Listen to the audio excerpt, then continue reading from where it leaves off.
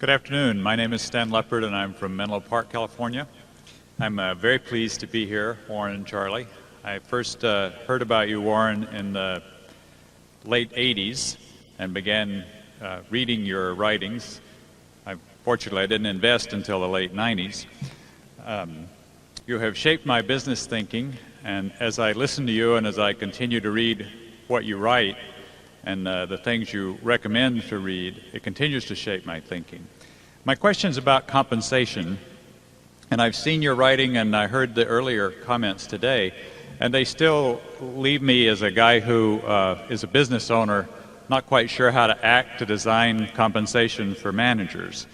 For most of my career, I've been the senior manager in my businesses, but now I'm in a situation where I'm looking to own a majority interest of businesses that I don't manage every day directly, and I'm very concerned with this compensation issue. And I think about things like return on equity or growth or risk or like that, but if you could speak a little more towards the specific of how you approach the getting it to the right things to measure and incent, I'd appreciate that. Yeah, it's a very good question, and it's, there is no formula that applies across all industries or businesses. If you take something like return on equity, if you pay way too much for the business that you buy, the person who runs it's going to get a lousy return on your equity. They may get a good return on the tangible assets employed in the business, but your purchase price may defeat them in terms of earning good returns. If you based it on earnings on tangible equity, there are businesses like a network television station where, if you have an idiot nephew, you can put them in charge and they'll earn huge returns on equity as long as they manage to stay away from the office. And there are other businesses where you have to be a genius to earn 7 or 8% returns on equities. So there is no single yardstick. To have a fair compensation system, both you and the manager have to really understand the economics of the business.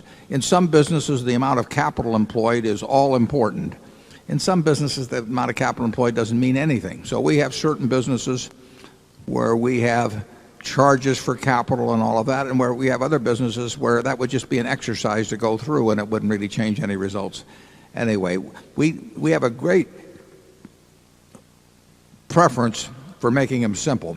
I mean, we concentrate on the variables that count to us, and then we try to put that against the backdrop of the competitive nature or the true economics of the business they're in, and really reward where they're adding value, even if that value is from a very low base in a lousy business, and we make it the base very high if they're in a very easy business. And it hasn't been a problem, but I would say it would have been an enormous problem if we brought in some compensation consultants, because they would have wanted something that was spread across the whole group, and it would have had all kinds of variables, and they particularly would have wanted something that they would have had to come in every year and redo in some ways so that they would have had a continuing stream of income. If I knew what kind of a business you were looking at, it's easier to talk about what kind of a system to have. If you had a group of television stations, just to pick an example, let's say they were network television stations, all of a reasonable size, you would probably figure that a chimpanzee could run the place and have 35% pre-tax margins, and you might want to pay for performance above some number like that. But it's silly to have something that starts at 10% or 15% when you do that, and a lousy manager will always suggest an arrangement like that. Charlie and I have seen all kinds of compensation arrangements where basically you get paid for showing up, but they try to make it look by constructing some mathematics around it like you really had to achieve something. But in the end, if you get a great manager, you want to pay him very well. We've got great managers, for example, at a place like Mid-American, and somebody mentioned that there's a big carrot out there for them if they achieve the results that we've set out, and that will be a check I'll be very happy to write. Charlie? Yeah, if you want to read one book that will demonstrate really shrewd compensation systems in the whole chain of small businesses, read the autobiography of Les Schwab, who had a bunch of tire shops, has a bunch of tire shops all over the Northwest. And he made a huge fortune in one of the world's really difficult businesses by having shrewd systems, and he can tell you a lot better than we can. Yeah, and he worked that out himself. I mean, it's an interesting book, and selling tires. How do you make any money doing that? And hundreds of millions selling tires. Yeah, yeah.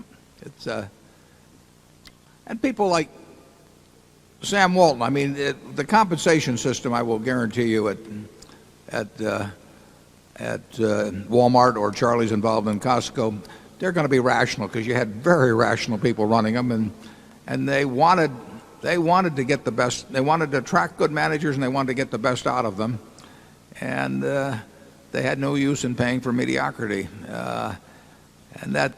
But that does require a knowledge of the business. I mean, you don't want to if you don't understand a business, you're going to have a problem with both the manager and the consultant in terms of getting flim-flammed on how you pay people.